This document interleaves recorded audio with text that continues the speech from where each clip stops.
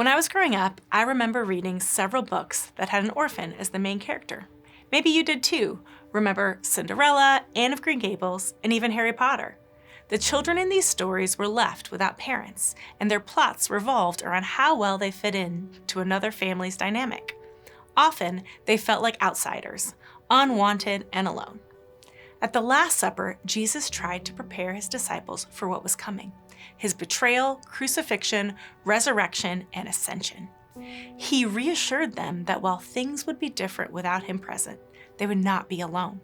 Let's look at John 14. If you love me, you will keep my commandments, and I will ask the Father, and he will give you another advocate to be with you forever. This is the Spirit of truth, whom the world cannot receive because it neither sees him nor knows him. You know him because he abides with you, and he will be in you. I will not leave you orphaned. I'm coming to you. In a little while, the world will no longer see me, but you will see me. Because I live, you also will live. On that day, you will know that I am in my Father, and you in me, and I in you. Notice that Jesus refers to another advocate, the Spirit of truth, who would always be with the disciples.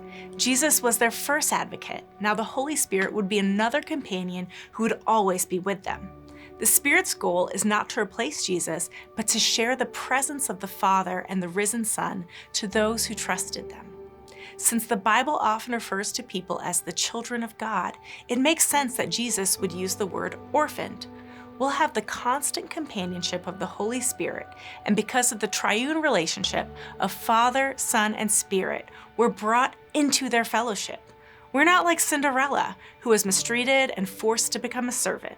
Instead, we're welcomed into the family of God as cherished members, never to be left on our own again. By sharing with the disciples about the Spirit of truth, Jesus is telling them that life will go on after the heartbreak of the crucifixion. He says, "You will see me because I live, you also will live."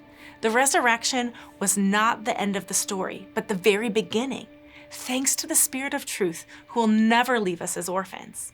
May you know how completely you're loved and accepted by the Father, Son, and Spirit, and may you trust that you're never alone.